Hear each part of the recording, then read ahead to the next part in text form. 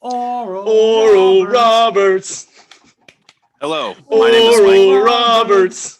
Welcome to the MCT podcast. Oral Roberts. This is going to be a shit show, ladies and gentlemen.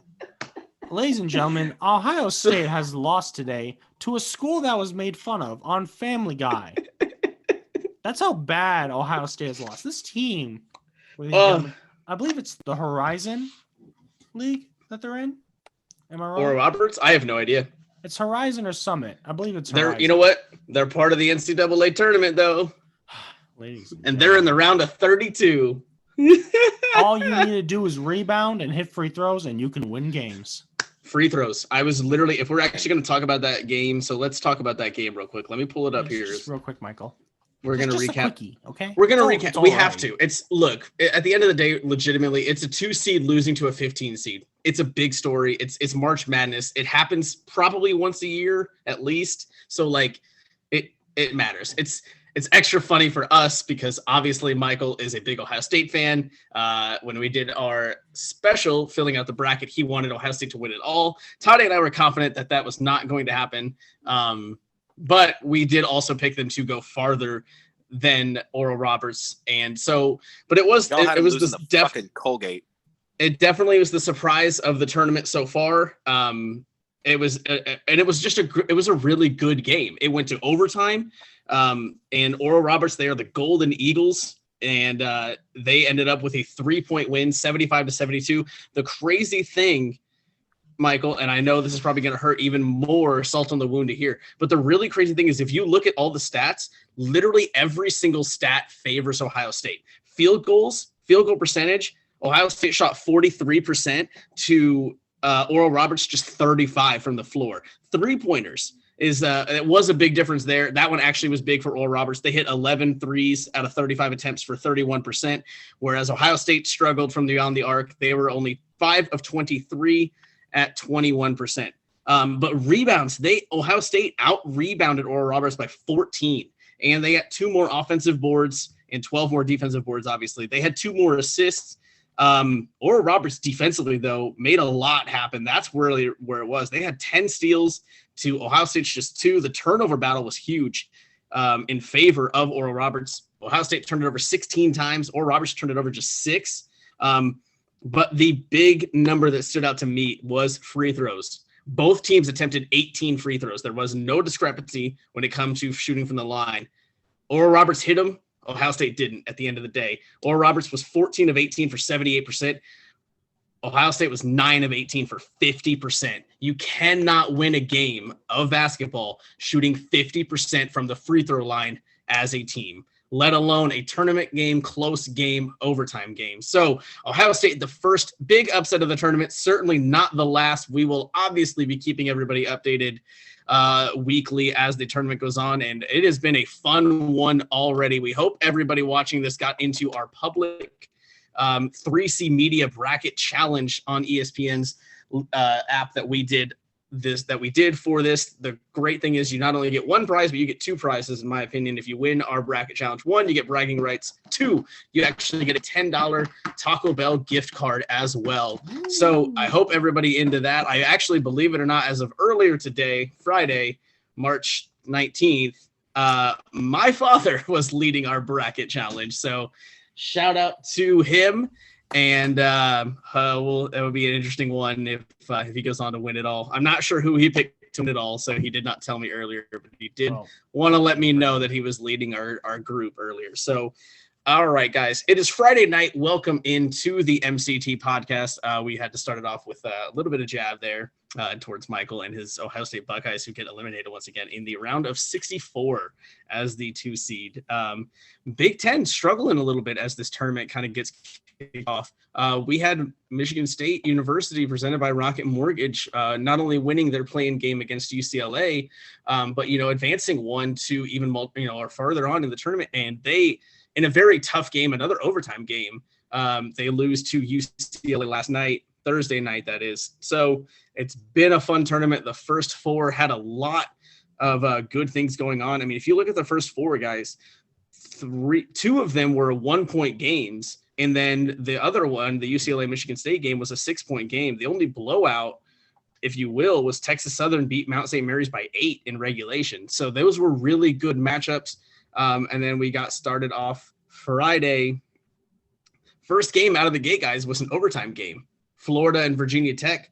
Florida ends up pulling that one out. Arkansas beats Colgate. Illinois does what they should do against the 16 seed, beats Drexel. Texas Tech wins. Oral Roberts beats Ohio State. Baylor beats Hartford. Loyola Chicago with Sister Mary in the house got the big win over Georgia Tech. Did you guys see the picture of her meeting Butler Blue the Fourth and the collaboration we never knew we needed? No. Yes. No. It's all over Twitter. It's adorable. Yep. Literally Butler Blue the Fourth went and met Sister Mary. So that was super, super cool. And like I said, the collab that we did not know we needed this time of this year around. And then Oregon State pulls off the 12-5 upset over Tennessee. Liberty did not win. Oklahoma State ends up pulling that one out. Oh, Liberty. Hey, but just going final now, Wisconsin cruising over UNC, 85-62 by 23. Shit. I told y'all the Badgers, baby. I told y'all the Badgers. Don't overlook them at a 9 seed. Hey, I bet on them for today, Chris. So I'm not doubting you there either. I put them on the spread for +2, and then they just rolled with it. I'm like, well, okay, good thing I bet on you today because Colgate screwed me, but whatever. Yeah. Colgate.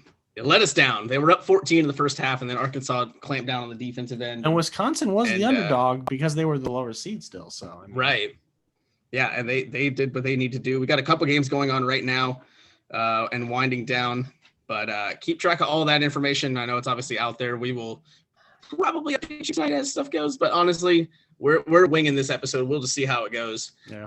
But first things first, obviously, as we do every week, we are going to recap our picks of the week from last week. And just as a reminder, I'll start us off. Last week, I went with the NBA. I went with a really good matchup of both of my favorite teams in the Indiana Pacers and Phoenix Suns meeting up. And you know what? It was Saturday night, and Karis LeVert made his Pacers debut. And I went out on a limb, and I said that would be a shot in the arm for this Pacers team and wake them up and get them back to their winning ways over a really good Phoenix team. And you know what? Damn it all, I was right. And I'm going to bask in that glory for a moment here because that was super fun to watch, just getting Karis LeVert back out there. Obviously, you could see that team was just different on the offensive end, just adding that new dimension, that additional playmaker. And he was obviously still rusty, but he played. I give him credit. He played a bunch of minutes. He played like almost 30 minutes, I think it was. Had I believe 13 points, but ended up with a solid win there. And let me double check and see exactly what the score was there. But I got that one right, so that moves me above 500 for the first time this year. I am now 3-2, and also leading our individual tallies as well. So good on me. Whoop, whoop. I'm going to bask in that glory just a little bit. Ooh. And it looks like it ended up being an 11-point win for the Pacers over the Suns, 122-111. And I predicted a 110-102 win. So I was pretty close. A little more offense than I gave the Pacers credit for even. And I think it was a big third quarter, if I remember right, that separated these two teams. And that ended up winning.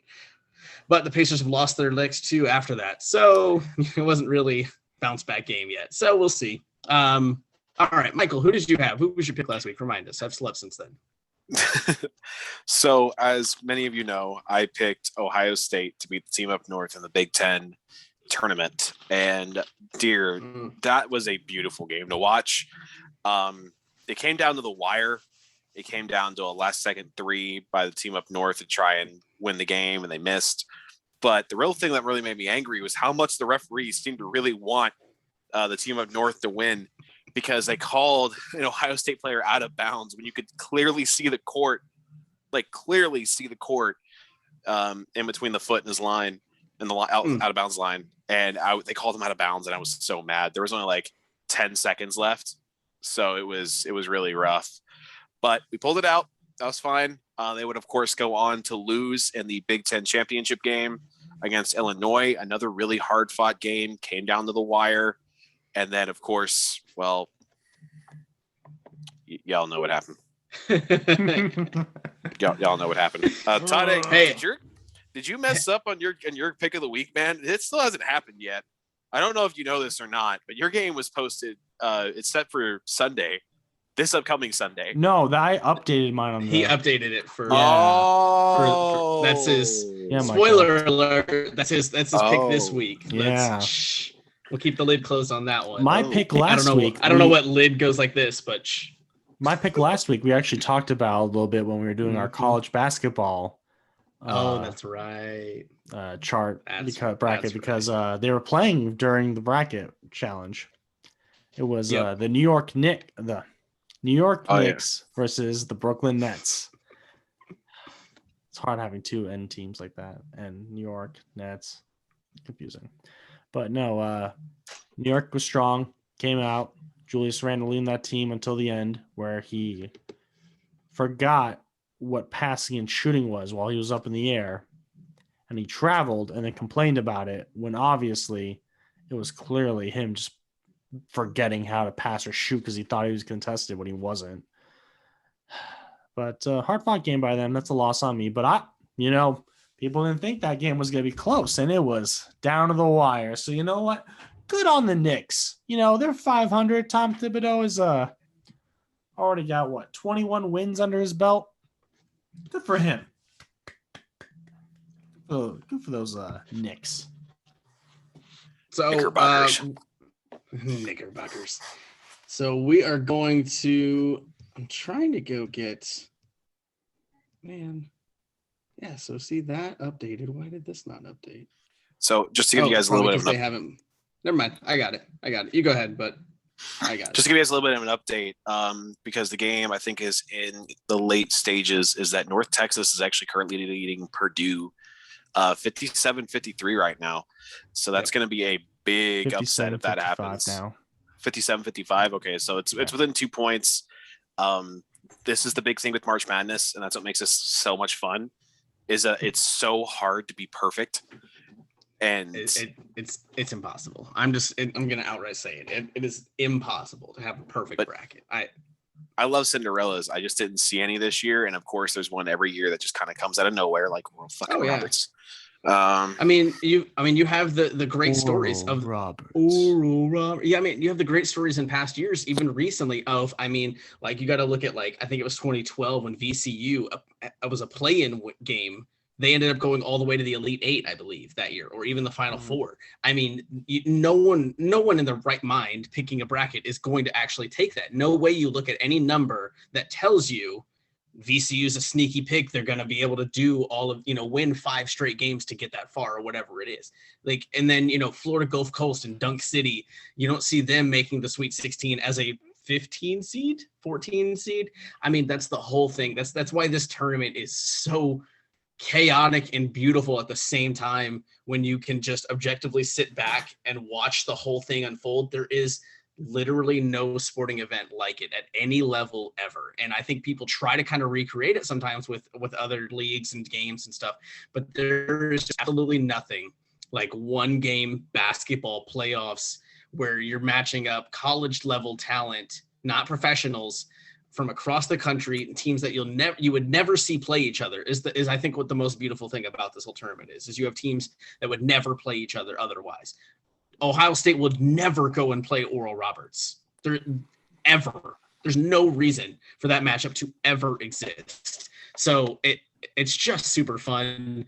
Talking about the tournament, we're going to update our bracket, and that's what I was pulling up right now. I'm looking at our bracket that we did night one. The first 4, thank God it's the first 4 and it doesn't really count because I don't know if we hit on any of them, to be honest with you. I think we might have actually gone over 4, but which is unfortunate. Like we said, Michigan State was one of those teams that we kind of predicted to not only win their play-in game, but kind of potentially even take on, I believe, Kansas and beat them. So that's a rough one. Now, granted, UCLA could still do that, and who knows, but they'll technically be right.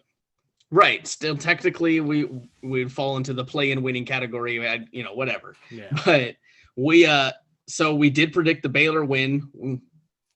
That's a tough one. Oh. We did have the Wisconsin win, so we predicted that matchup correctly. So Baylor will play Wisconsin in the round of 32. We predicted Purdue to win over North Texas, and that game is winding down. We did go with Texas Tech over Utah State, so we're 3 for 3. And then our first loss was that Colgate win. We predicted Colgate to beat Arkansas. Arkansas hold serve. And then we did get Florida. We did not get Ohio State, or we predicted Ohio State. We did not get Oral Roberts. We also did get this next matchup with Illinois and Loyola Chicago. So that'll be fun. You got 2 Illinois schools that are going to face off in the round of 32.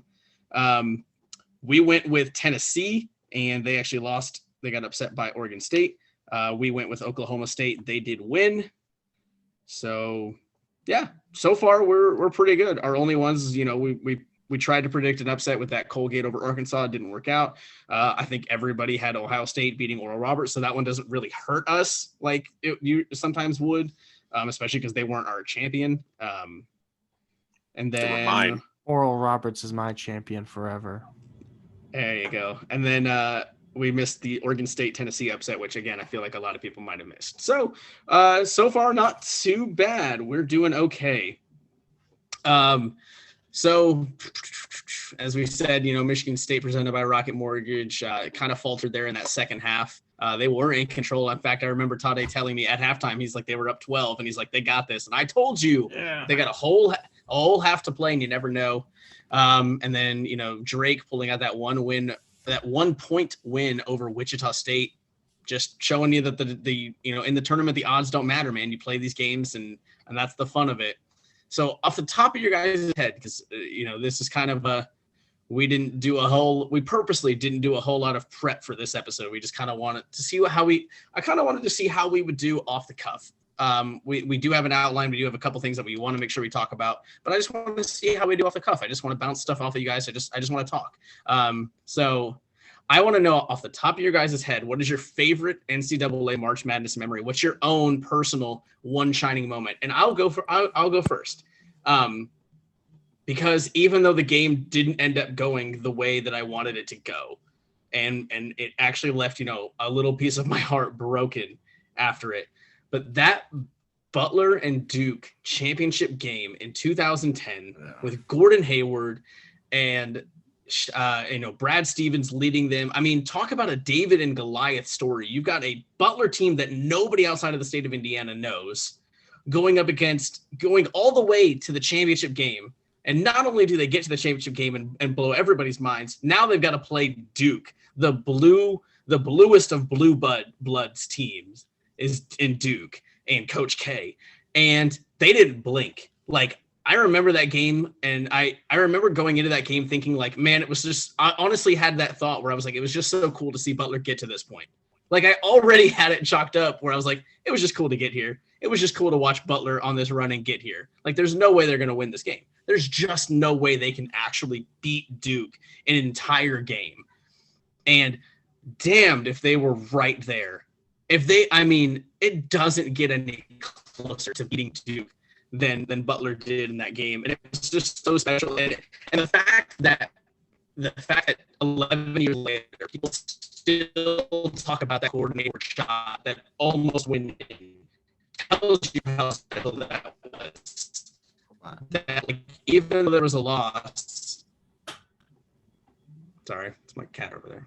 But that even though Butler ended up losing that game, like that it's still reminiscent in people's minds. That game still is in people's memories, not for Duke winning, but for Butler almost winning. So that one's probably my most special. That was really the tournament run and the moment that made me like fall in love with this tournament. And like, I'm never not watching this tournament, because if this can almost happen, I don't want to miss when something like this actually does happen. So that one stands out to me for the most. And it's really not even close. Unfortunately, I hate to double up, but I'm also going to have to go with that Butler run purely because I had friends on that team. I had friends from Newcastle High School playing on that team, which made it so cool because texting them and being like, oh my God, you guys are making a run at this. And then seeing them go all the way And that was right after they just won a state championship with Newcastle. Like, that was just really cool for me to see, you know, being from this town and seeing mediocrity through our sports. If it wasn't marching band. But are you singing a song, Harley? Sorry, my daughter wanted to make an accompaniment to this. But I still won't remember seeing that shot Gordon Hayward threw up, jumping up off my chair with my Dr. Pepper in hand, spilling it everywhere. Oops. And just seeing it rim out and just collapsing. Full on Krieger from Archer, just going, damn you all to hell.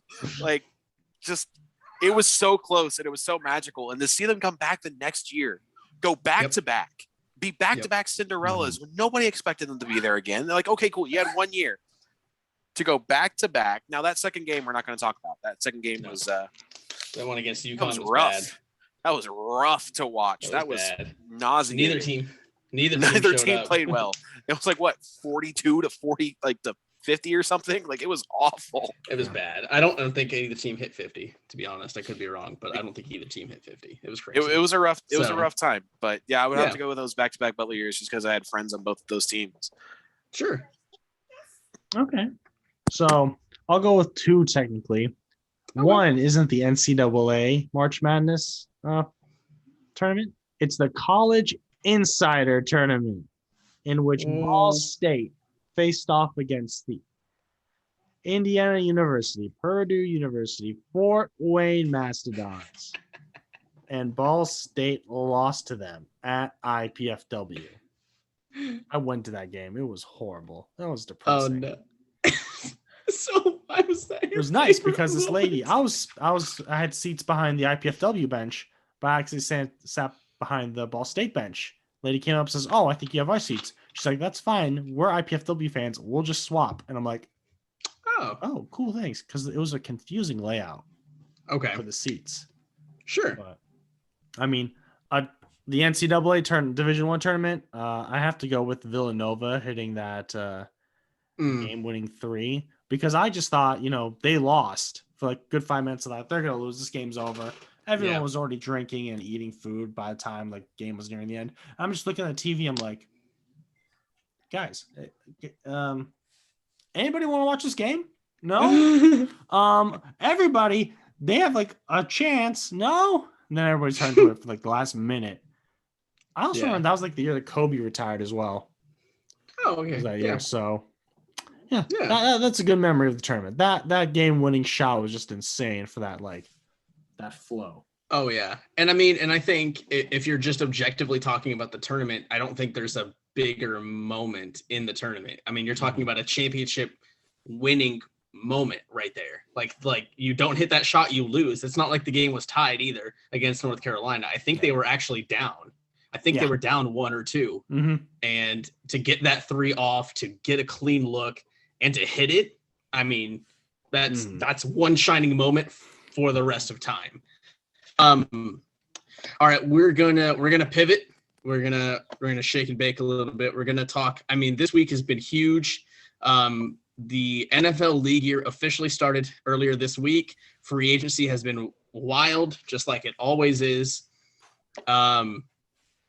First things first. I mean, you got to talk about the New England Patriots because I mean they just went out.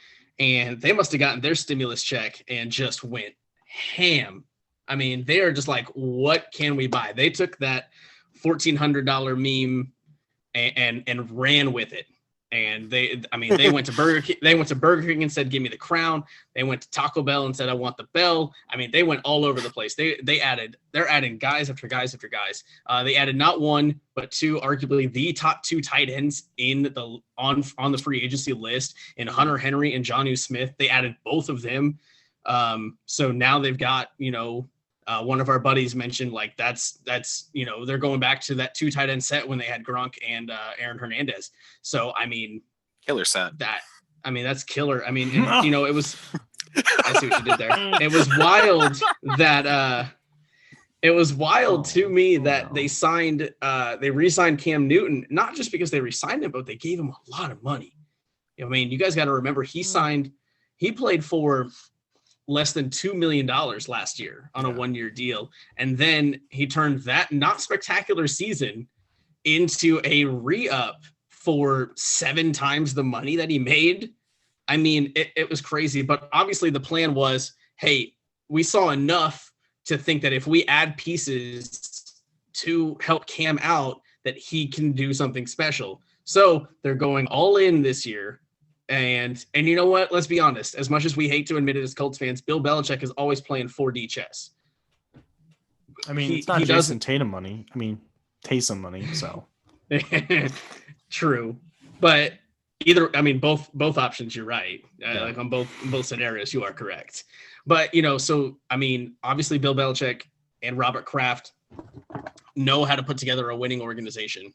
So it's kind of hard. If it was any other organization doing these moves, I think we would criticize them a lot more. But since it's the Patriots, I think you're trying to look at it through their lens and be like, oh, maybe this makes sense. If you think Cam can be an above average quarterback and you give him a lot of weapons and protection to go and perform for you, you've got a chance. Now, the question still becomes, did they add enough firepower to take down that 13-3 reigning AFC East champion and up north Buffalo Bills? I'm still going to say no, not because they're not good enough, because I now think they actually have a plan. They've got a competent team, a competitive team with obviously a Hall of Fame level coach.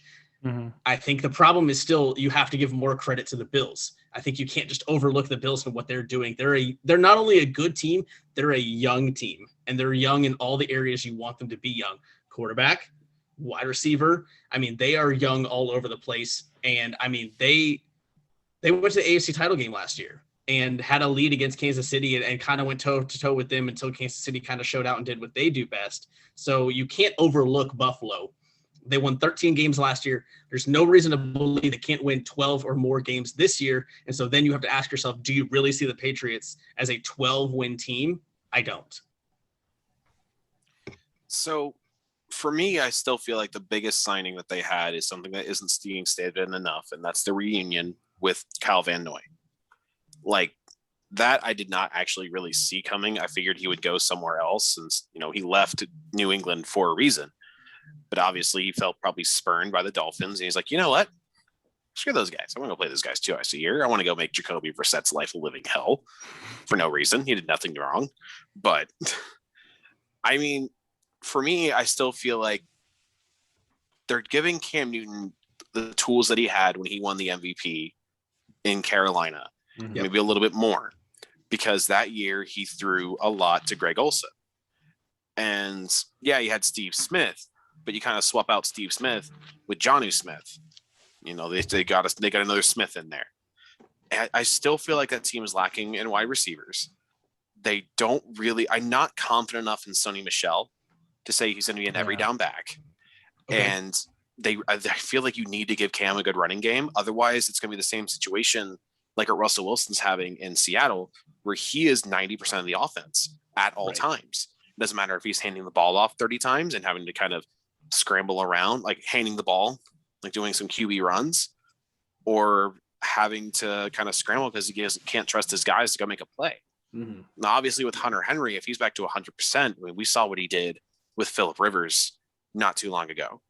And Jonnu Smith he's severely underrated for what he is, just because he kind of played out of Tennessee and you have King Henry back there. So do I feel like it's enough to beat the Bills? No, but I don't think they're far off. They're getting all those defensive guys back. If they can add a couple of young wide receivers around him, as well as maybe prepare for the future, I feel like this division is a lot closer than people are really letting on, especially with the moves that the Jets are making and the Dolphins are getting aggressive again. Like, it's a really interesting division right now. And the Bills are the early favorite, but things could easily flip the other way, like real quick. Oh, yeah. I think you guys are forgetting one new fact that we have recently learned about the Buffalo Bills. No. They have the best quarterback room in the entire NFL, with not only an MVP caliber Josh Allen, but as well an MVP award winner, Mitch Trubisky. And here's why I say that. Josh Allen has improved every year he's been with Buffalo on his accuracy. Okay. What was an issue with Mitch Trubisky in Chicago? Not the fact that Chicago was a horribly built offense that literally only had two good pieces around him and their running back and their wide receiver. But if you can get Mitch Trubisky to turn into a mini Josh Allen, he's the best backup in the league. Who's backing up for the fucking Patriots? How dare you? Because there is the best backup in the league is in that division now, but he's down in Miami backing up Tua, and that is Jacoby Brissett. You put some respect on that man's name. I'm sorry. When Jacoby Brissett led our fan base turned on him. I don't care about the fan base. He'll never start again another game. I don't care about the fan stat. Okay, let me ask you this then. If we're having this little backup discussion, let's have this. Here we go. Who would you rather? Who is going to be better in a 16-game season? Would you rather have Trubisky or Brissett for a 16-game season? Trubisky. He's led a team to the playoffs. I'm sorry. I could have led that. No, I could have led that defense to the playoffs. Are you kidding me? With Khalil Mack and Akeem Hicks and Adrian Amos and Kyle Fuller and that defense, dude, I could have put that offense in position to score 14, 18, 20 points a game and led them to a 12. Come on now. But I mean, Jacoby Brissett had the same thing with the Colts. He didn't have that defense. He did not have that good a defense. I love our defense and I overvalue our defense, but 2019 defense or 2018 to 19 defense is leaps and bounds less than what we have now because it's the same guys, but you're talking guys 2-3 years into their contracts. You're not talking, think about it. You're not talking rookie Darius Leonard. You're talking year 3 Darius Leonard, who's figured it out and is still a maniac. Wasn't that second year Darius Leonard? I don't think so because he's only been in 3 years. Because he got drafted the same year as Nelson, I believe. Mm-hmm. Did they? And they. Oh yeah. It was before he wasn't there when Luck was there. That's right. Yeah. Right. Yeah. Quentin Nelson was drafted the year that Luck left. Basically. So sad. So let's talk about how Brissett got traded from New England, came in and was a leader in the locker room, leader off the field. And somehow still managed to make that Colts team competitive. Yep. And then, are you going to pass that up with no knowledge of the playbook? Was able to make that team competitive. Came to the organization 2 weeks before the season was started, and not only had to take the starting job, but took the starting job from a legend, from a 7-year legend, and filling those shoes. And if you look at that year that he had.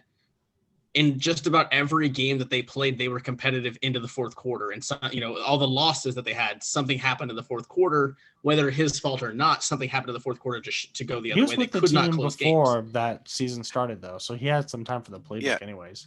But the year was in year 2, that was a completely different type of team. Because in year 2, in year 1, he was just okay, I'm here. I just have to compete. Because, who the hell even started week 1 in LA? I can't even remember. Jacoby Brissett. No, Jacoby Brissett came in the fourth quarter. He started week 2. He played that game against Phillip Rivers. Go pull it up on your internet. Yes. No, I'm pulling it up right now. No, he did not. He did not start that game. It was 16. Scott Tolzien. It was Scott Tolzien who started that game. Wait, you're talking 2016. I'm talking 2019 week 1. Okay. Yeah, but Jacoby's been with the team a couple years. He was there for the year. Yeah, but then in year 2, you gotta realize he was not planning on being the starter of that team. His entire mindset was Andrew was the guy. I'm just holding this spot for Andrew. I'm just here to get the other guys ready because that's his job as a leader in the locker room. Yeah, but he's still supposed to. And then he got thrusted in. He got thrusted into the team. Where I was not prepared. He was not fully prepared to be the starter. That was not his role. His role was to get the team ready, not himself. But he's always wanted to be a starter and has been ready to be the starter. Because we've known that since he was on the Patriots that he wanted to start. After Tom Brady went down, he played for them a couple games. But it was made very clear that he was not initially going to be that guy until Andrew, during that, albeit now horrifying preseason game where the fans were booing Andrew Luck out of the stadium when that ESPN notification rolled out. Yeah, but it's not like he wasn't practicing with the second team and still learning the playbook. He still has to be ready for any moment. Yeah, but you're right that he still has to be ready, but there's a completely different mentality to I've got to be prepared if something happens to, oh God, I'm the guy now. But and he did, and let's be honest, he did as good of a job in both scenarios and coming to the team 2 weeks before his season started and then picking up the pieces the next year and being the guy. He did as good as you could. By the way, what's that? It's 68-61. Texas, North Texas in overtime. Yeah, in overtime right now. They haven't. Purdue Damn. Purdue hasn't scored in overtime. It's a 7-0 run because it was 61-all going into OT. I saw, but yeah. So I mean, first off, shout out Jacoby. I mean, for everything that he did here in Indy was awesome. Anything on and off the field. I mean, he's as good of a person as I think you will ever find. He's taken to his starting job now, so because they hate him. So. Oh God, no. I mean, he honestly, as much as that might sound like a joke, he's not wrong that there were that the report came out after the year that there were some Miami players not happy with Tua already, just half a year into his career, which is just mind-boggling to me. But obviously, he did not go there thinking he is the starter. I imagine he knows he's mentoring and semi-backing up Tua. Now, do they run a set like they did last year with him and Fitzgerald, where it's kind of a 1A and a 1B instead of a 1 and a 2, quarterback room? I don't know. We'll have to wait and see. That's one of those questions I can't wait to see answered. I mean, guys, a long throw. He can throw it long, so right. Really can't. He got a laser. I mean, and the Colts even had a package for him this year, Phillip Rivers there. So does Miami build a similar package around him? So who knows? And there's also the question: is Miami trying to build around Tua? Do we think they're looking to trade him? Because now, if you bring in a guy like Brissett and you trade for a high pick, you draft somebody else and you get another piece or two. Who knows? I mean, Miami can do a lot of different things this offseason still. It'll be interesting to see what they kind of do. They're one of those, I think, kind of question mark teams that they can go a lot of different ways. They won 10 games last year, and I can see them hitting that mark again, going below that mark or going above that mark. They really can kind of go any direction. But there's other teams in free agency, guys, that have made big pushes as well. Two of those teams I want to highlight is the New York Jets and the Tennessee Titans. The Jets are making moves. They just signed. I gotta know everybody. Yeah, I saw I don't remember who it was, but I saw they got somebody today, and I can't for the life of me think of the name, and I won't be able to find it. But do we think it's the same kind of question that we just asked for Miami, guys? I want to ask, what do you guys think the Jets' plan is? Do you think they're building around Darnold, or as they're sitting at that number 2 spot in the draft, do we think they're going to take Justin Fields, trade Darnold, and build around Fields? So I really, really want this to be finally, maybe they actually do build around Sam Darnold, because Sam Darnold has not had great coaching. He has had a garbage team to work with. And I just feel like it's really hard to fully commit to saying that they're done. They obviously took him for a reason. They haven't moved him yet for a reason. Now, the big question is what they're going to do at 2 if they decide Sam Darnold is their guy, because I don't think Devontae Smith is worthy of another number 2 spot. He's definitely worthy of a top 5. But I wonder if you pull like what happened when San Fran fleeced Chicago in the trading for the GOAT, moving up 1 spot, and they had to pay a king's ransom for that 1 spot. Maybe maybe the Jets don't actually have like any intention of taking Justin Fields right now. Maybe their whole plan is Devontae Smith. And maybe, you just look at the guy at 3 and go, hey, you want a quarterback? What you going to pay? And see if anybody in the 3 or the 4 wants to move. Yeah. Like trade down, get a couple picks, don't move far back enough to where you're going to lose your chance of getting the guy that you want, but still trick somebody into paying a king's ransom. Like this is that 4D chess that Chris is alluding to earlier. Like You just have to make people believe enough, because the Jets quarterback room has been the whole GM has been real quiet about the quarterback situation up there. Right. And that's really good for them. Now, if they're going to take Justin, great. I think they just need to move on from Sam Darnold now, so that way, you can build and have that whole intention, and then another team, you might have higher draft value for them. Yeah, because you don't need two young quarterbacks. I agree in the QB room there. You don't need two young guys with question marks around them, and because you're just going to hinder at least one, if not both, of their careers at that point. So, yeah, I mean, they're a team that, I mean, at this point, they can really. You'd like to imagine the Jets could really only go up from here, as bad as they were last year. So, you never know. And then the question about the Titans: do we think they are the team in the AFC South to beat right now? And you know what? Maybe it's my Colts fandom, but I don't think so. I really don't. I think, the biggest factor is, first off, kudos to Ryan Tannehill, who has resurrected his career from Miami when he moved to Tennessee. It's clearly a great situation for him. He has thrived in Tennessee behind that line, with that run game with him, with A.J. Brown now and Jonnu Smith that he had, and all these guys that have helped him out, and he has looked really, really solid at the quarterback spot. I think, again, hot take alert coming here.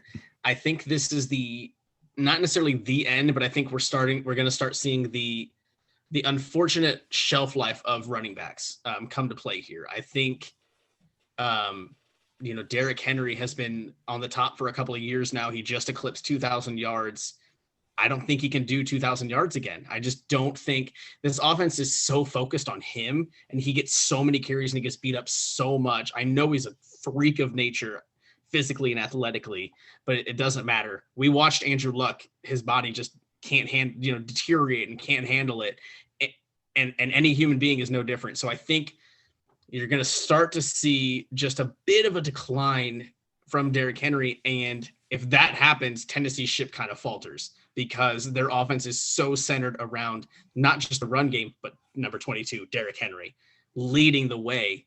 And not only that, the Indianapolis Colts were nipping on Tennessee's heels all season last year. It came down to week 17, and a couple things had to break perfectly for both of those teams for the placement that it happened. So next year, I just think the Colts are in a better position to take that division than Tennessee. I really do. Even though Tennessee's adding pieces now, I think the Colts are just in a better position if they bring back their guys. They already brought back Marlon Mack, and they placed some second-round tenders on key players like Mo Alley Cox and Zach Pascal to hopefully bring those guys back. And they are still working with Xavier Rhodes and T.Y. Hilton to bring them back. So, and then they can obviously still go out and get a piece from the outside. Hopefully, I'm hoping for. Well, we'll talk about that in a minute, but so I think they're in a better position to take the AFC South coming into this year right now. I mean, I think the Titans will be the top dog in the AFC South for a couple more years. Obviously, the Texans are in disarray. The Jaguars are a whole shit show. Yeah, we can't really talk about too much about the allegations, really, because we know what they are now because the depositions are out against Deshaun Watson.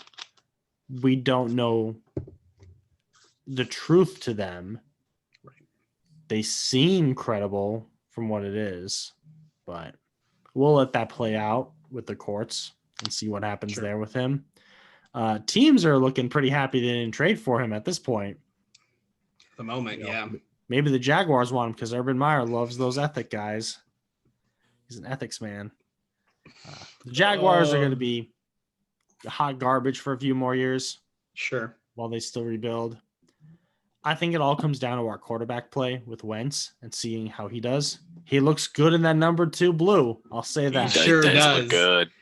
Did y'all pick up on the little potential slight as the reason as to why he went with number 2? Did I saw somebody on Twitter? I don't remember who it is. I wish I could credit them. This one. But no. It's the fact that Jalen Hurts wears number 2, and so people have speculated that he's like, no, I'm the real number 2. Screw Jalen Hurts for taking my job in Philly and sending me to Indy. I'm going to show them. I'm going to show him who's the better number 2. I don't know, but it's a funny little shot there, if you will. So, but continue, Tade. Go ahead. Yeah, I think because we're gonna have a good team cap because of our cap situation. I think we're not really cutting anybody. We're rebuilding nicely. Tennessee's cutting guys, so I think it comes down to our QB play, if anything. So if Wentz, his MVP caliber season comes back, we'll be top dog. If he's average, Tennessee's gonna be ahead of us, in my opinion. Oh, I was going to ask Michael what he thought, but he left. I'm right here.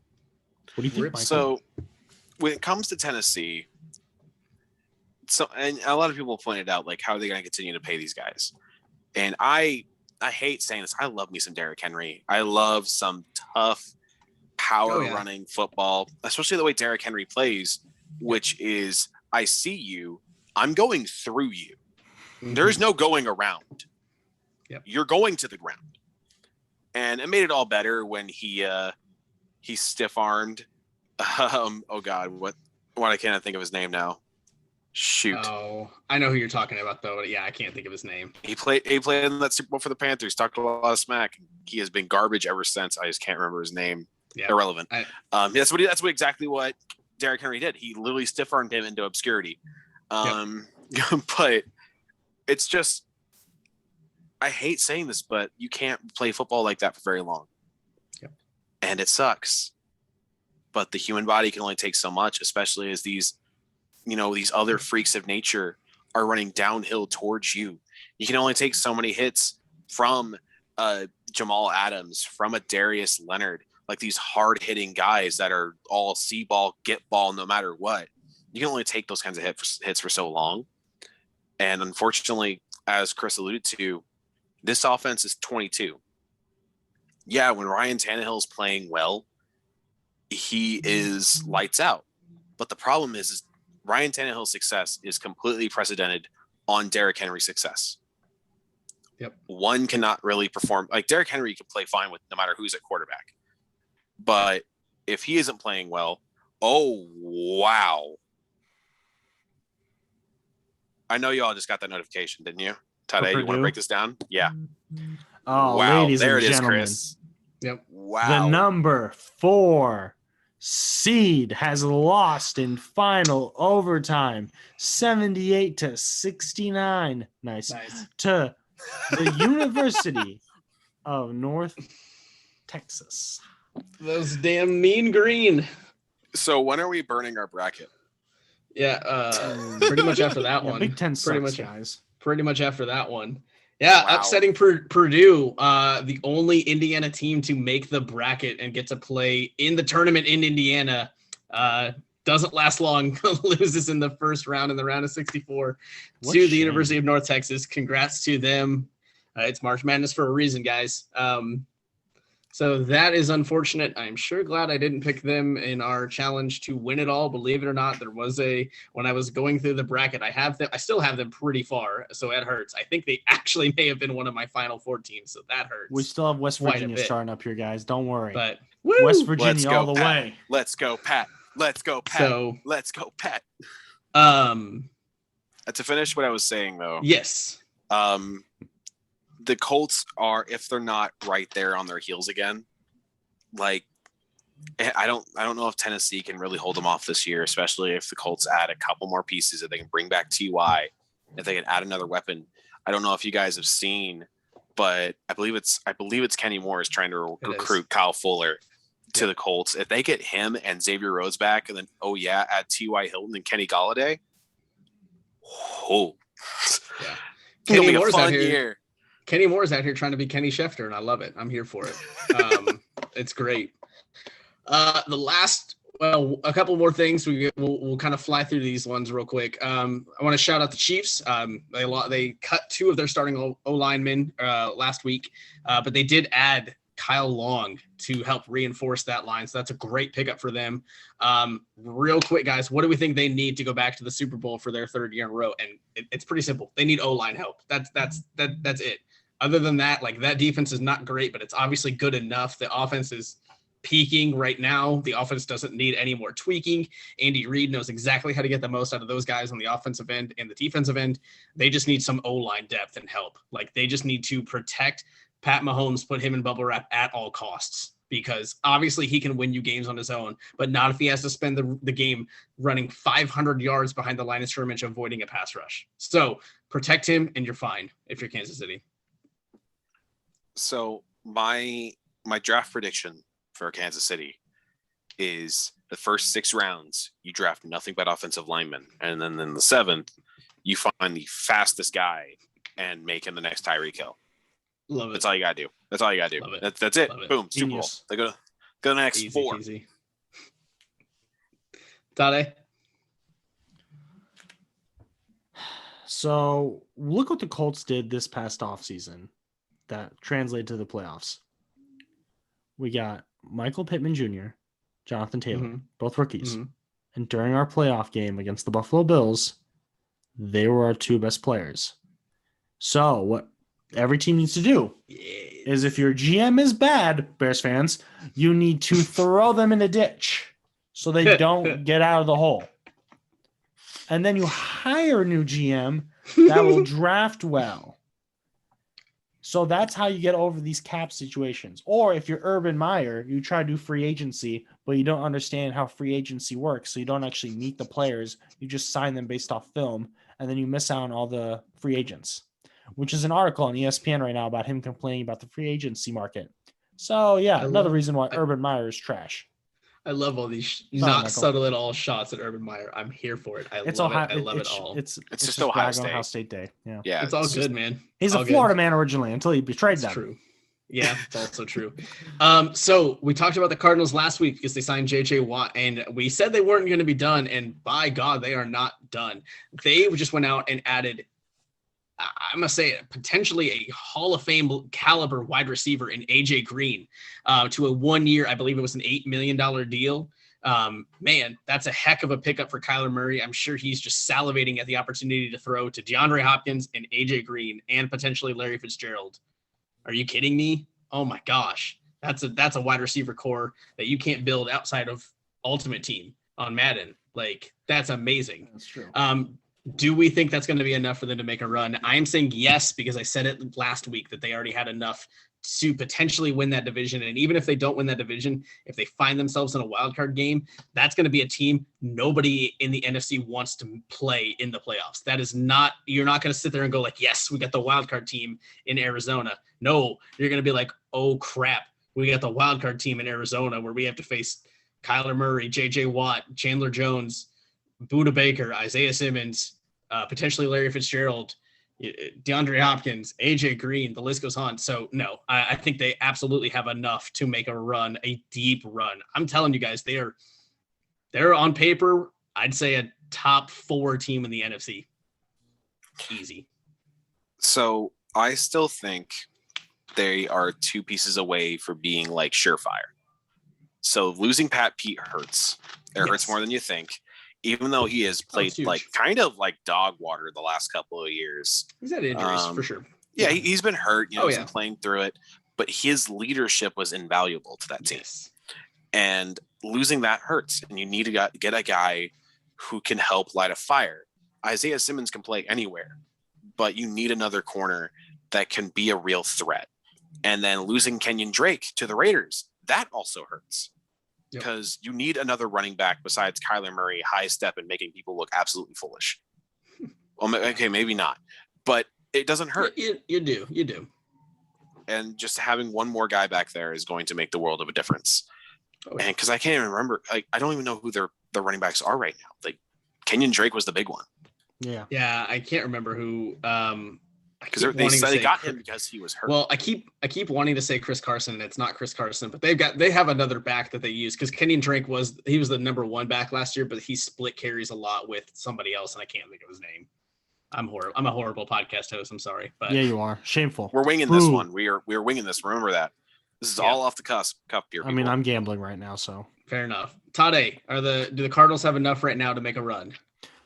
I mean, if by run you mean make a wild card game, get out of the first round, sure. I agree with that. Okay. I mean, They made moves to win a couple more games this year. Sure. I feel bad for Joe Burrow because he has no one to throw to now. True. Feels You're bad, not Joey wrong. B. You're not wrong. Defense wins championships, and I just don't know if that defense will be good enough come postseason time when everyone's a little more run down. Sure. That Okay. they'll be good enough to handle everything. So let me ask you this: what do you think they're missing? I think they're missing probably some depth at corner. Okay. And probably Well, I mean, some, yeah, they and then some offensive linemen probably to help Kyle Murray so he doesn't have to run out of the pocket all the time.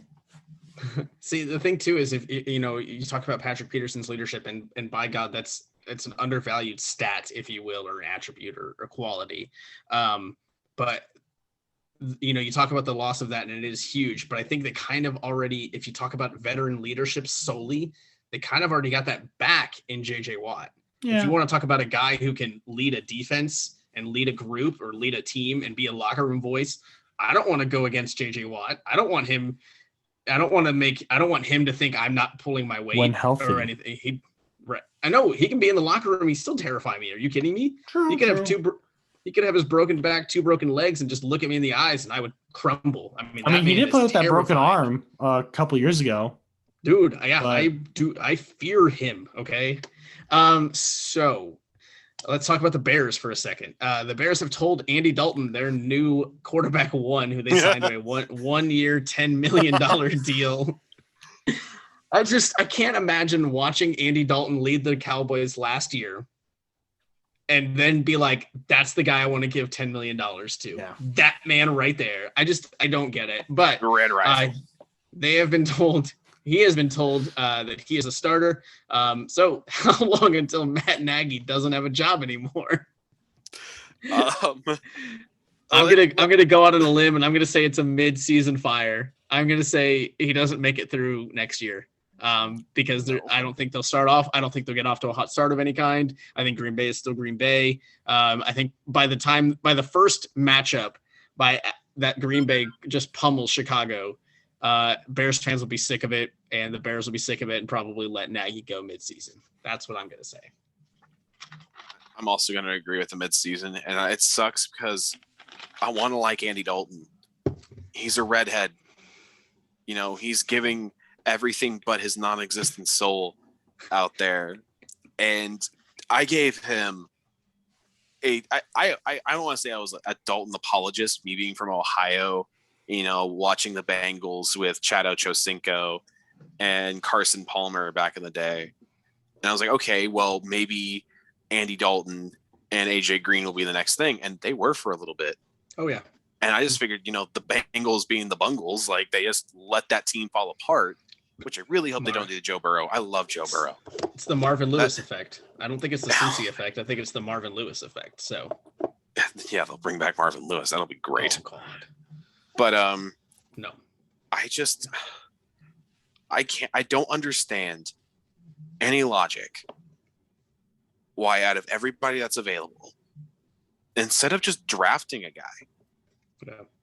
Andy fucking Dalton, and you're like, your starter day one. Yeah.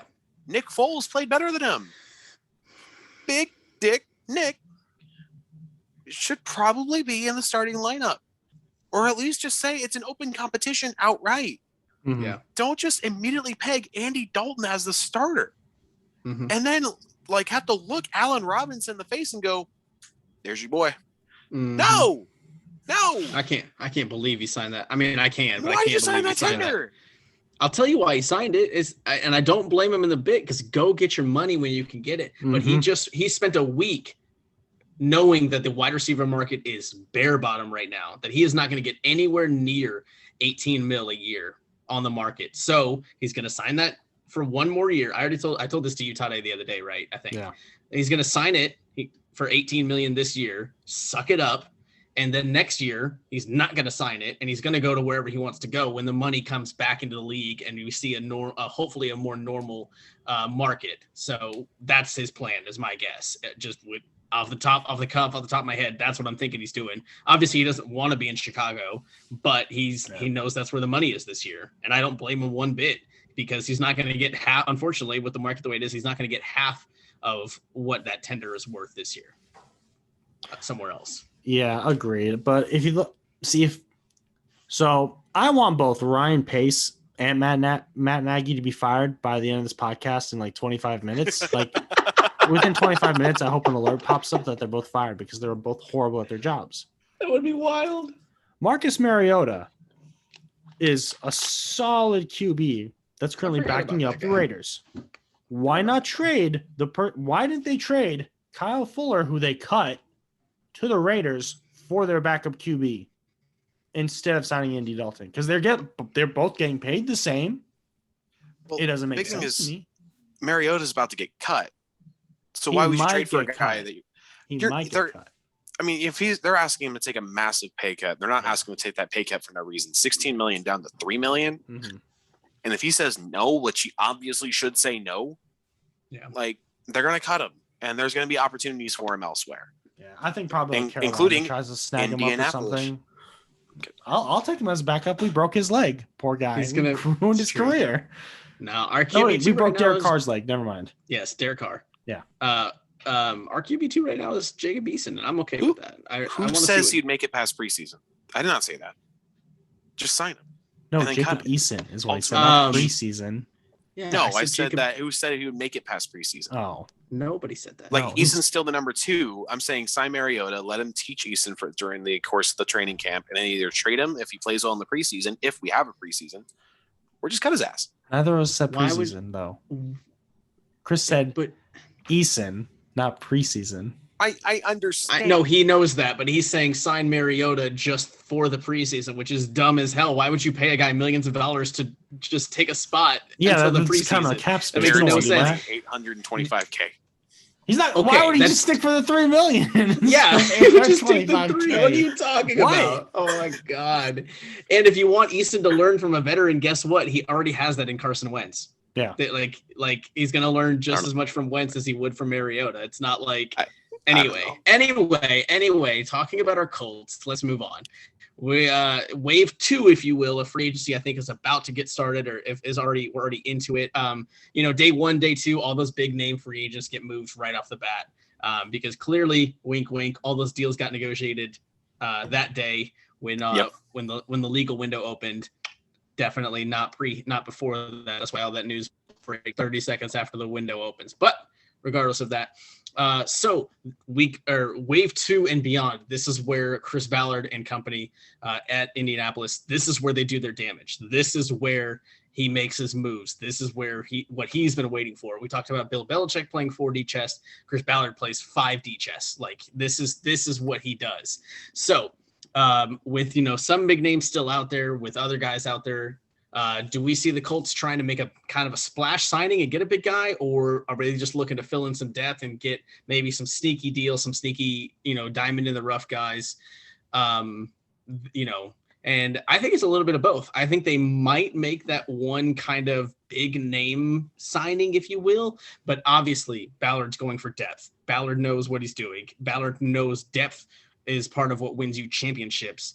It's not flash in the pan, top tier free agents. More often than not, it's building a solid roster with solid depth behind it, because injuries will happen. There's no way to prevent all injuries, unfortunately. So I think he's going to do both. He's probably going to get that one, because he knows that there's some needs on this team still. And he's probably going to bring back some guys, hopefully, that, are in-house guys, and pay his guys to come back, some free agents. And I think he's going to, but I do think he's going to go make a kind of big splash, if you will, this year, whether it be a trade or a free agent pickup. So, that's where I'm at. And then I got a question for you guys after you answer that first question. So I want every year, of course, every fan wants their team to sign the big guy, the guy who's been hyped up to be the guy all off season. All you've heard about is where he's going to go. Think back to Favre watch. Think back to Nnamdi Awesome watch. Think back to all that. By the way, the NFL Network needs to work on that shit. That shit is terrible. Stop trying to pun things into watch. But the right move is to get a couple guys who are scorned, who want a prove it deal that you can get for a year or two, and show, hey, I'm still that dude. I might have had a bad couple of seasons, like, for example, Xavier Rhodes. Exactly. And get those guys who feel scorned to come back. I've been thinking, I was like, I wanted Juju Smith-Schuster. You know how awesome that would have been? But of course, came out after writing this outline that he re-signed with the Pittsburgh Steelers, which I kind of saw coming. But the proper move is to get a couple of sneaky guys, draft well, like he always does, and then fill in the holes with whoever's left. Like, that's the proper move. That's the right move. Indianapolis, like, injuries just pile up like crazy here for whatever reason. I don't know if it's the weather. I don't know if it's St. Elmo's. Like, I don't know what that is. But injuries just seem definitely worth it. But I just don't know where these injuries like pop up from, and it sucks.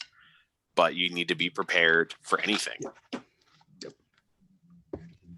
The injuries come from the weather changing every single day. Monday hour. Here, it was, let me think. This week Tuesday, it was actually, no, it hailed. Freezing fucking rain. Monday, it was rainy. Yeah. Tuesday, it was hailing. Wednesday, it was sunshine. Yep. Well, it was gloomy sunshine. It was like clouds in the air, but it was sunny. It was dry. But it was like 55. Yesterday it was warm and sunny, and then today it was cold and sunny. Yesterday it rained, and then it fucking snowed. Yeah, it did. Over by you guys? No way. Yeah. It did. It legitimately did. Like, yep, I remember that. It was horrible. It sucked. It was cold, but it wasn't anywhere near below freezing. It was like mid 40s, and I just remember looking outside at work at like 4:00 and having to stop and go, "Is that fucking snow?" This is a good thing I work. Like, I had to stop everything. True. And then Monday, while it was hailing for you, Tuesday while it was hailing for you, mine and Chris's car were ice cubes, iced over. Mm-hmm. Yeah, I remember. Yes, they literally completely frozen. Yep, I spent 5 minutes literally just chunking out my ice on my car. Think about this though. It's gonna start aching the bones away. You know what they say about the change in air pressure and things like that. You know, your bones feel it, your joints feel it. That's what's hurting all our players. That's why they always get injured. It's the weather. That's why I feel like I'm 50 and I had to buy a new chair. And that's why everyone gets injured. And that's why we need to spend on depth. We need to get all those guys that were just cut and give them chump change, 1-year deals, and be like, super team 1 year, do it. Then you get out, you get your money. Juju Smith got $8 million from the Steelers, and he had higher offers on the table from the Ravens and the Chiefs. That genius said, I'm going to pick the Steelers. $8 million for you. I'm surprised. I'm not gonna lie. I'm paying surprised. You more money in Kansas City. Go to Super Bowl for 1 year. Why? Yeah, I was like, I am definitely surprised that he did not go to Kansas City for real. You know how much fun he probably would have had teaming up with Tyreek Hill and Pat Mahomes and Travis Kelce and just been an additional weapon on that team. But and Andy Reid and TikTok star Mahomes' brother. But here's the deal. Here's the thing that maybe was the factor in Juju is the fact that he can be the guy in Pittsburgh. He was not going to be the guy in Kansas City, and he was definitely not. He was not going to be the guy in Baltimore either. So, how much do you value just the straight dollars? Baltimore, though, is their top receiver. Hollywood. No, Hollywood. It's his top receiver for sure, but he's not the face of that franchise. Like, he's not the face of that team. We're in Pittsburgh. Once Big Ben leaves, Juju is kind of the guy. You know, he's already the most outspoken guy on that team. And, you know, so I think if he staying there, keeping those rabid fans happy, I think he's just cementing himself as kind of the guy. Look what happened to their other star receiver. Yeah. So, yeah, you're not wrong. But I want to know specifically for the Colts guys, what is just one real quick? We'll bang this out. What's one not in-house signing that you guys are hoping the Colts make in wave 2 or beyond a free agency? If I had to pick one, I'm looking at a former Detroit Lions wide receiver in Kenny Golladay. I want Kenny Golladay here because it's going to be a good contract to bring him in. The wide receiver market is bare bones right now, so it's ripe for the picking. If Juju got 8, Kenny Galladay's probably not getting 8. He'll probably settle for less than that. And if you can get a guy like Kenny Golladay for less than $8 million a year, that's got to make Ballard excited. And that's kind of the guy Carson Wentz wants as a threat. And imagine pairing Kenny Golladay with a young buck like Michael Pittman and letting Michael Pittman learn from Kenny Golladay. And then those two would benefit each other. And if you still bring back TY, man, you're talking about a 1-2-3 that I would say can kind of go toe to toe with potentially the other number 1, 2, 3 receivers in the league, the top receivers in the league out in Arizona now, where you're talking about potentially, again, Larry Fitzgerald, DeAndre Hopkins, and AJ Green.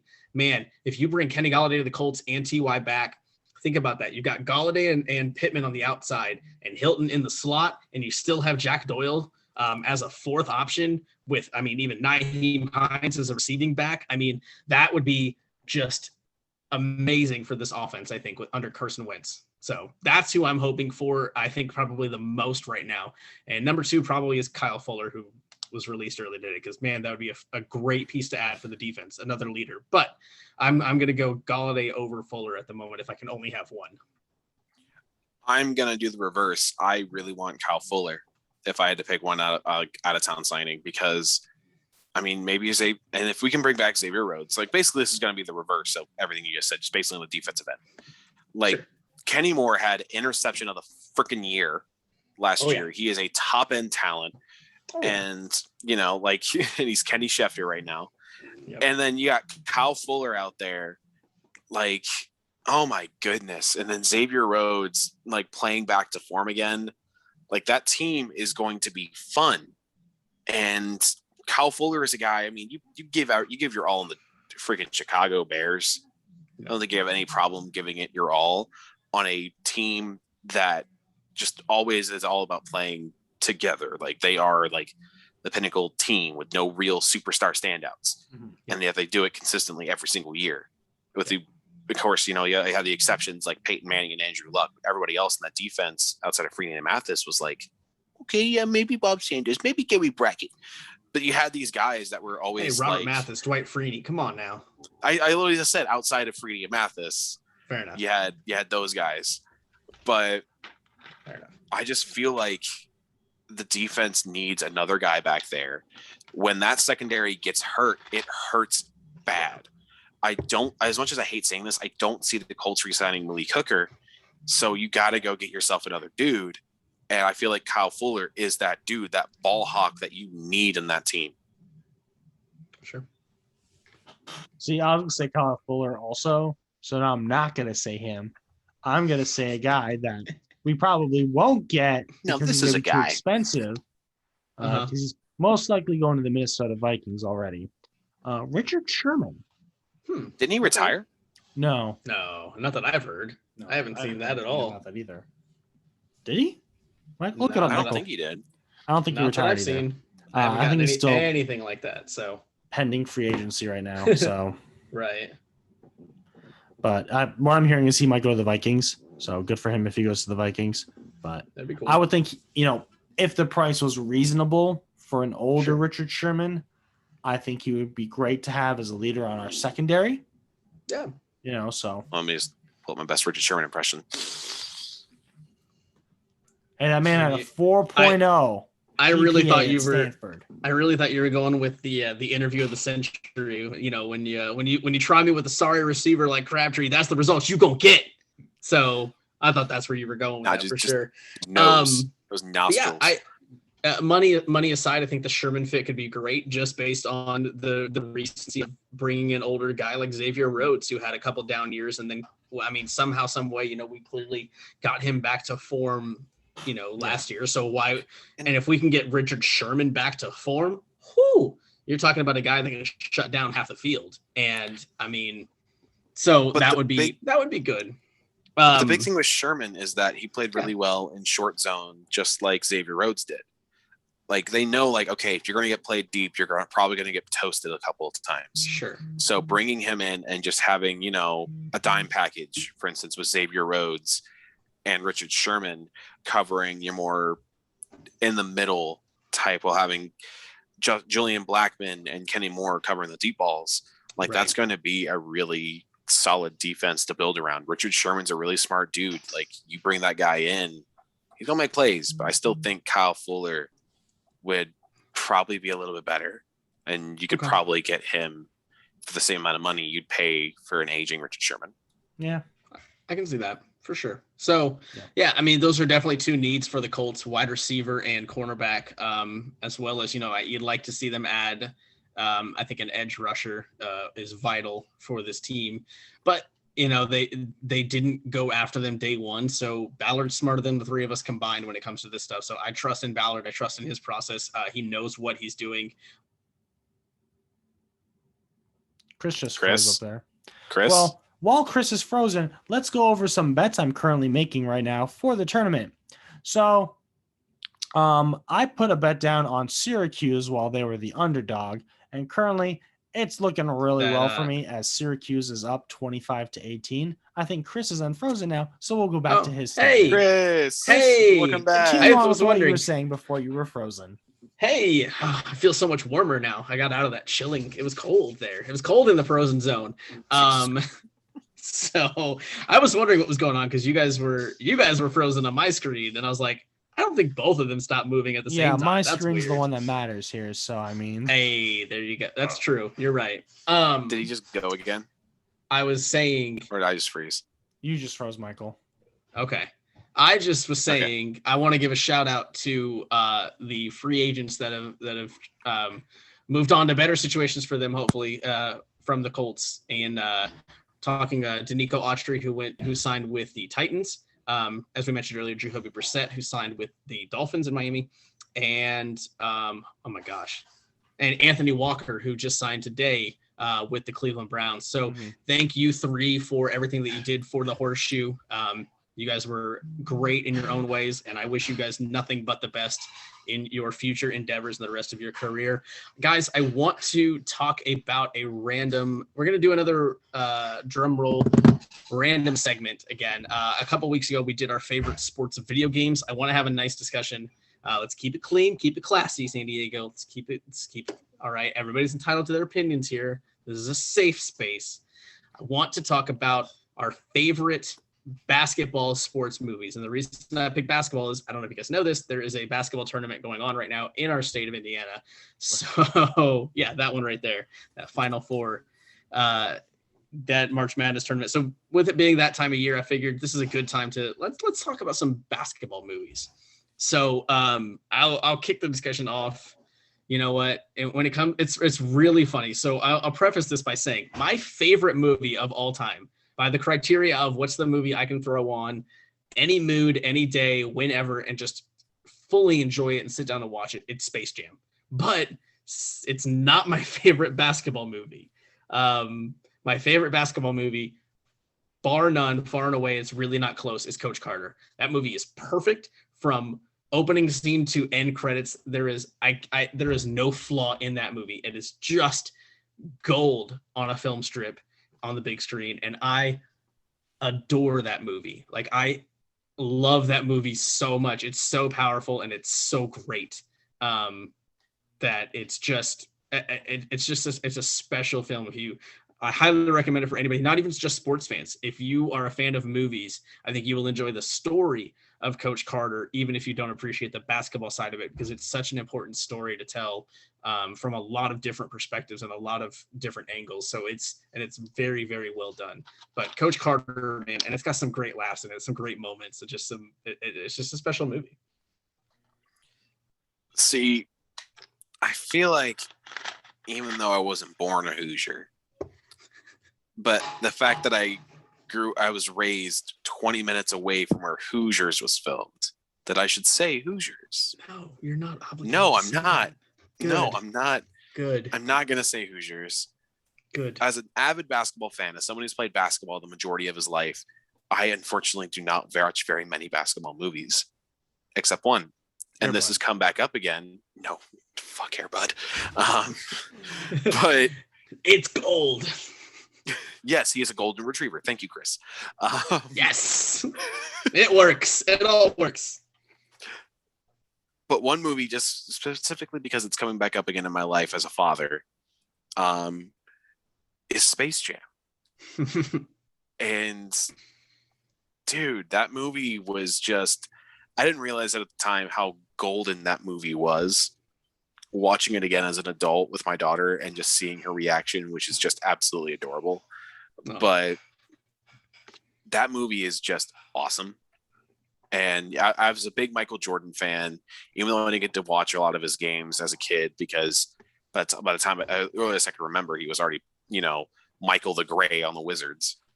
But man, that movie is just fantastic. And the fact that it's still getting memed to this day, and it's finally getting a sequel. Yeah, it's LeBron James, but I mean, who else would you have? Who else is it gonna be? Yeah, who else would you have? Come on. Could have been Kobe, but it went to.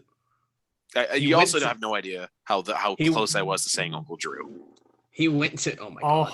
He went to the Lakers to film Space Jam 2. He just happened to be able to play basketball there. He went to LA to film movies and just happens to have a pro team there. Come on. All right, so mine's not Air Bud, even though I'm trying to force it on everybody. Boo! Mine's actually Glory Road. I love Okay. Glory Road. Fun. Interesting enough, I had a teacher in college who went to that 1966 championship game and watched it. And he brought in tickets and showed me because I was his favorite kid in class because everyone hated him. It was wonderful. Wow. No, Glory Road was my favorite basketball movie. And then that randomly happened. And I was just like, this is awesome because nacho, taco, burrito. No. Hot doggo. Hot doggo. I just love that line. But no, it's a hard movie. I love it. Yeah. Now, segueing from our favorite basketball movies, we're going to talk about my favorite thing, gambling. Let's do it. It's about that time. Y'all have waited long enough. Y'all have waited long enough. So, how are we going to make money? Last week, unfortunately, my mash did not hit. 2 out of 3 of my picks hit. The Penguins won, the Lightning won, but the Maple Leafs lost. So thanks a lot, Maple Leafs, for that one.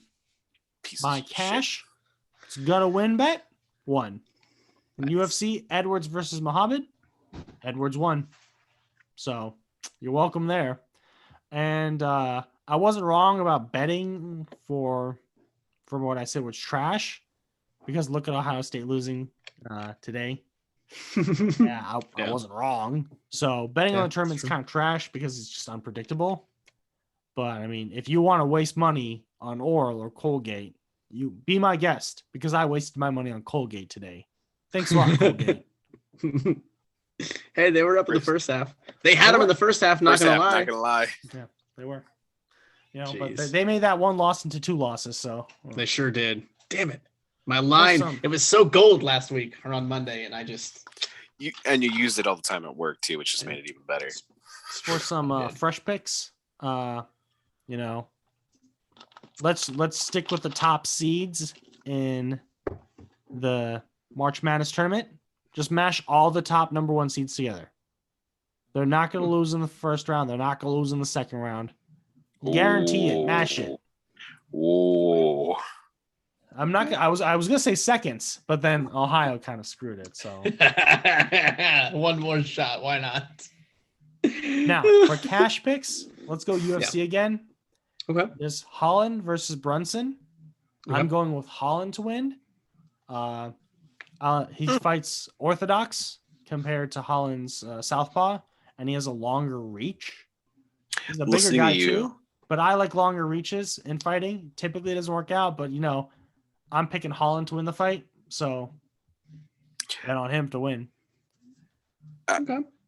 Listening to you talk UFC is just absolutely hilarious. I am sorry. Just talking about fighting stances is just great. I pick fighters with longer reaches. That's what I always do. If they're bigger and have longer reaches, I'm going to pick them. Yeah, that worked out well for McGregor, didn't it? Hey, Chris Ballard. I bet against McGregor on that fight, so that was worth it. Hey, Chris Ballard, you and Chris Ballard have something in common because he loves those guys with long reach on the defensive line, on the defensive end. I was going to say his tight ends also because basketball players. Yeah, he does not go for those short-armed little stubby dudes. So I'm not getting the call. I'm not getting the call anytime soon, just in case any of you are holding out. Phone rings. For trash, college basketball, because it's just crazy. If you want to risk your money, go for it. But if you want to do live picks for college basketball, that's smarter. Wait till about 10 minutes into the first quarter and then pick probably a spread bet on the underdog, that's typically going to hit. It hits about 50% of the time. So it's a coin toss. It's a trash pick, but you might make some money. That's my suggestions for picks for the week. All right. Well, you know what? Since Tade's talking about gambling, he's got me thinking, what's another way to gamble? Because I don't gamble. I don't like to place bets and odds. But my kind of gambling, man, there is nothing like the rush of pack odds and pulling something from a pack. So you know what today is? Today is the release of Pokemon TCG's newest set, Sword and Shield Battle Styles. And there is some beautiful art in this set. We're going to take a hard segue for a moment here. And I am actually going to open one pack. We're going to do one pack on this show today because why not? So we're going to do one Battle Styles pack. So bear with me. And then after that, there's something I want to talk to you guys about. I really want to get your opinion on this. All right. Well, once I pull this alternate art Tyranitar out of this pack, I'm going to cry. I'm going to leave. I'm going to cry and I'm going to leave. And then do it in front of us? The card trick? Of course, you have to do the card trick. If you're a legitimate pack opener, don't like use that code. Give it to the audience. Let them. All right, I will give it to the people who want the code. The people get the code. Okay. Here is your Pokemon TCG online code.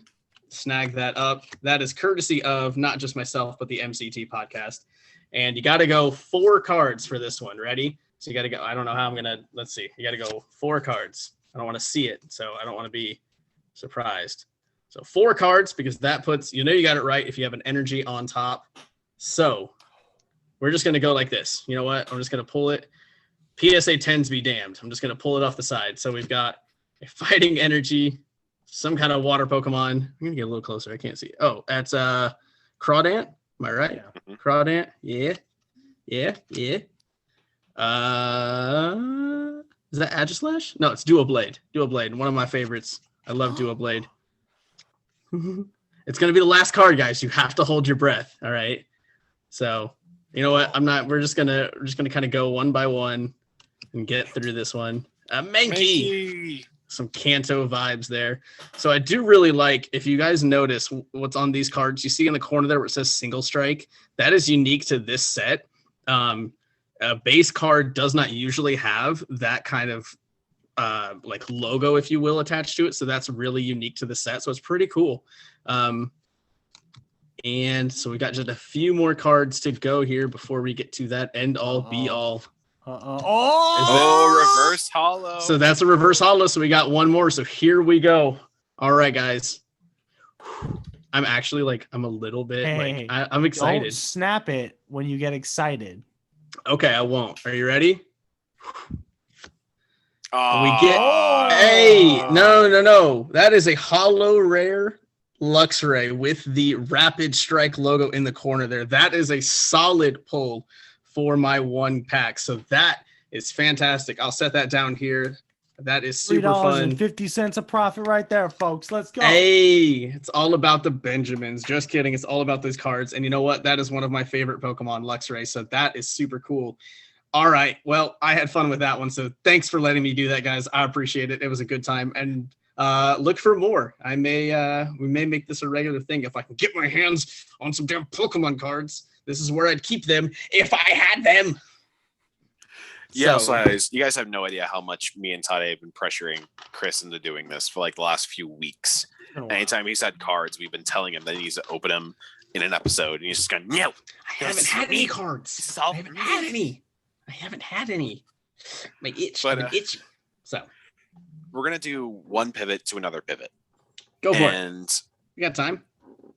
Everything aside, I just want to know your guys' true opinion on this. I'm not going to ask a question. Right, I'm just going to give you the information, and I want to know how you guys feel about it. Bring it. So, later on in the month of April, Florida has decided to open up everything. Life is normal because Florida. And the UFC is going to be the first sold out event with 15,000 people packed inside of arena to watch another 3 title fight, including Jorge Masvidal versus Kamaru Usman 2, which is a big rematch that I'm looking forward to. I don't know if you guys have noticed what's going on outside, but I didn't think that everything just went. Right. What time out? When are these fights in April? Like, what's the time? Is it mid-April, late April? 24th. Okay, so just for clarification's sake, they will actually not be. I guess it depends, but they shouldn't be the first sold-out event because Texas has already opened up, and the Rangers announced that they are going to have 100% capacity at 40,000 people. Shit! So, I didn't know that. For opening day, they plan on being able to sell that many tickets. Now, will they actually sell that many? Will 40,000 people go watch a not very good Rangers team? I don't know. But the food, the atmosphere, you don't know. So I will just preface that by that, but please continue. I just wanted to know how you guys felt about this. Like, I don't like it. I don't like it at all. I understand I understand the vaccines are rolling out and it's fantastic. But this is not a 0 to 100 thing. If you go 0 to 100, you're just putting more people at risk than are needed. In my opinion. So I'll keep it short and sweet with that. I don't agree with it, but I can't say I'm surprised, unfortunately, either.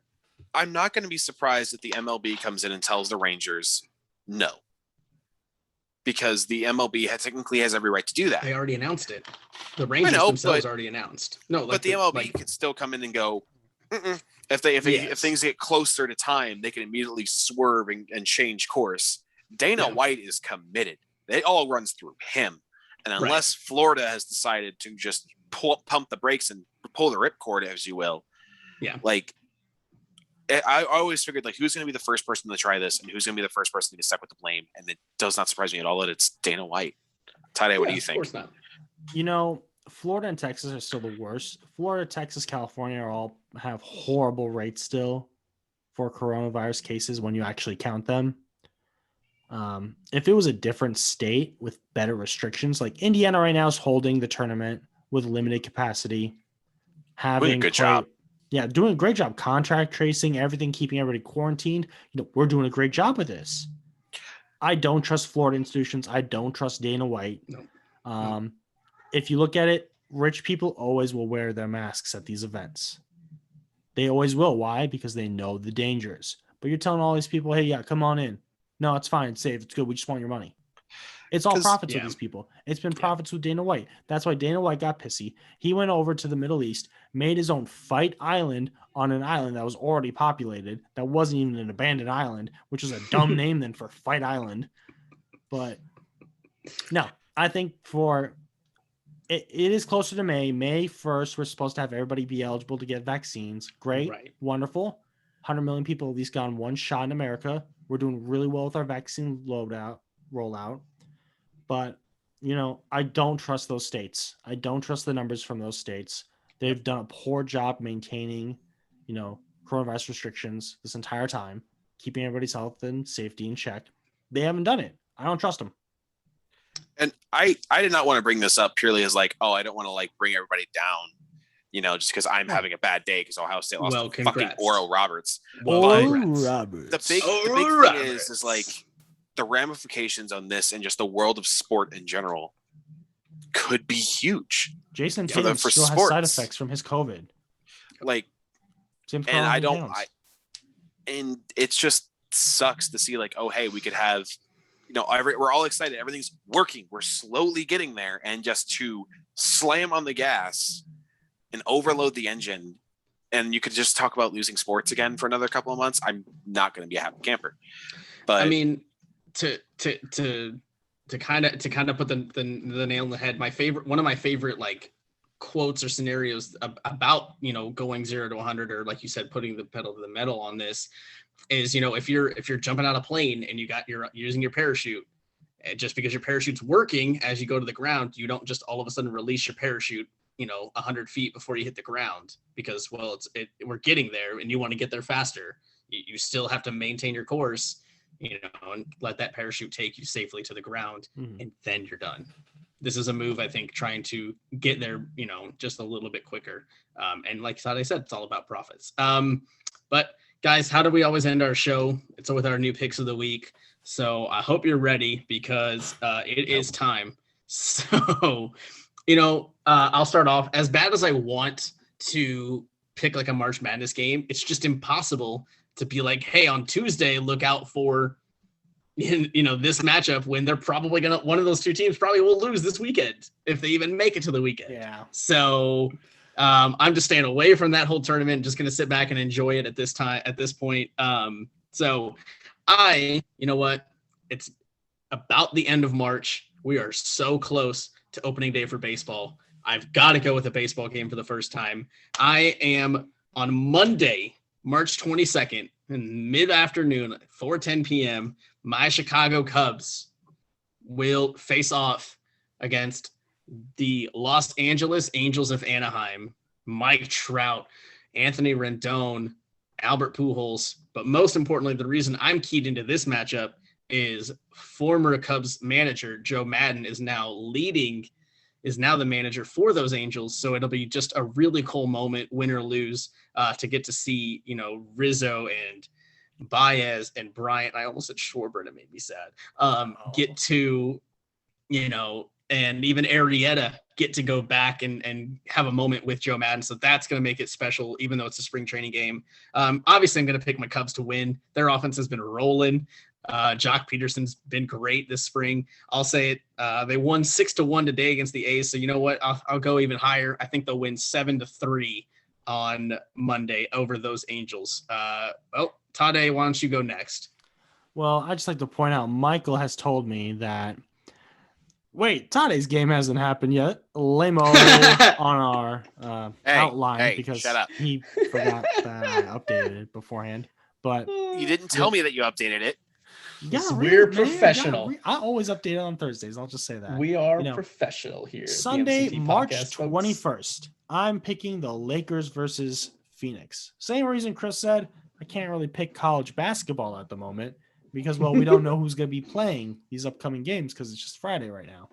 But, the Lakers have been doing well without Anthony Davis. We still have a top defense in the league. As long as Dennis Schroeder is out there on the floor, Lakers can win games. It's a fact. It's a stated fact. I'm going Lakers over Phoenix for this game. It's the 10 p.m. late game.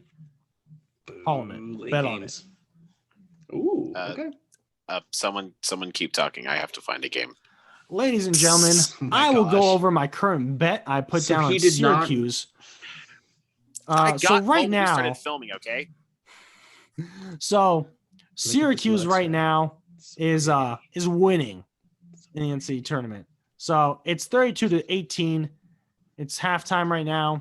Odds for Syracuse are -770. So let's say this: if you put $7.70 in Syracuse, you'll get $1. Chris is very excited. Chris, what's going on with you? I told y'all that Syracuse in that zone would be a problem. That ignore the 11 seed. They're a blue blood program that knows how to do it, and that zone they run is just so hard to figure out. You should have asked me today when I started placing bets, Chris, because I'm betting on teams that are winning that I didn't say we're going to win on that bracket. Whoopsies. Also, Winthrop is down 2 against Villanova right now. Which you might be ahead of me then. Okay. Yeah, my betting app's always live. That's what's really good about DraftKings, everybody, over FanDuel. DraftKings actually keeps it live. FanDuel is delayed, so it'll be like on Chris's time, so you don't get good bets. You do with DraftKings. Shout out DraftKings. Got you. Michael, back to you. All right. So, I just want to strictly point out that, sorry, I didn't have a game picked. I got home and we immediately started filming. So, I didn't really have time to kind of research.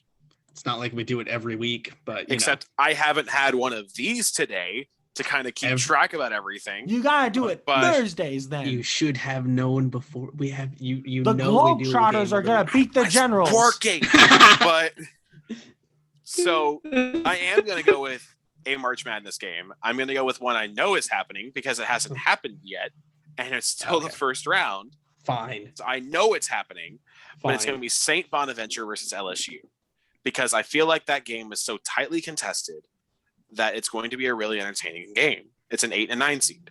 Those games are always really fun, really weird games. And then I can't correct me if I'm wrong, Chris, but we took St. Bonaventure to win that game. Hold on. Hold on. I got this. Carol Baskin. Yes, we did. Yes. We did take St. Bonaventure. Whacked him. Can't convince me that did it. And it didn't happen. I just want this to be the thumbnail for this week's episode. Like, I just want this, just no context, no explanation. Okay, so tell me why we should care about this 8-9 matchup in LSU and St. Bonaventure.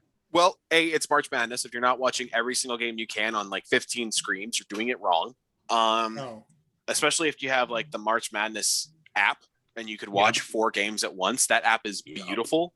Absolutely beautiful. If you don't have it, download it, use it, watch it. That app is awesome for this time of year. Mm-hmm. But I just feel like that's one of those matchups that it's so close that no one can really accurately pick what's going to happen. I'm obviously going to go with St. Bonaventure because that's who we picked in our matchup. But I feel like it's going to be, it's every game has come down to the wire so far. There hasn't really been a whole lot of blowouts. So you're going to have a fun one to watch no matter what. And I think it's going to be St. Bonaventure in overtime, 81-79 on a win or die 3. Nice. Okay. I like it.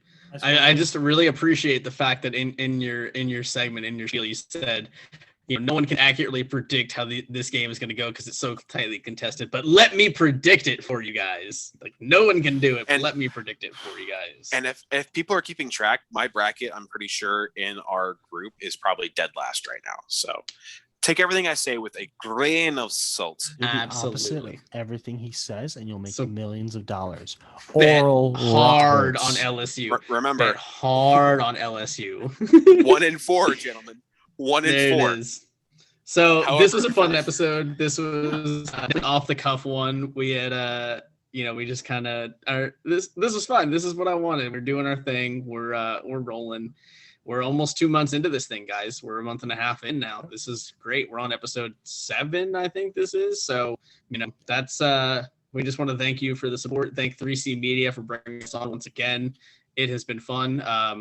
I love everything that we've done so far from a bracket challenge to a couple of specials, and I'm the wheels are always turning, and we're trying to make this thing bigger, better, faster, stronger, whatever you want to call it. So just thank you two once again for being co-host with me. This is always a great way to spend my Friday night. I feel like if we were younger, if we were in high school and college, this would not be the way to spend a Friday night. But hey, being full adults, there is nothing better to do on a Friday night than stay home and relax and talk sports nonetheless. So, and talk sports, open Pokemon cards, and drink Mountain Dew. I mean, 15-year-old me would salivate at the opportunity to do this at 28 years old. So 15-year-old me knows what's up. So shout out past Chris for keeping it real. But we will keep us updated, obviously, on the bracket. It's going to be a fun weekend full of games.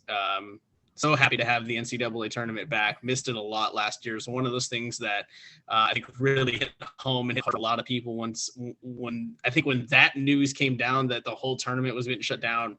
I think that kind of was like when the NBA shut down, it was big. Everybody froze. Everybody freaked out. Everyone remembers Mark Cuban sitting on the sideline, getting that text or whatever he got and just losing his mind. I had tickets. I think March Madness.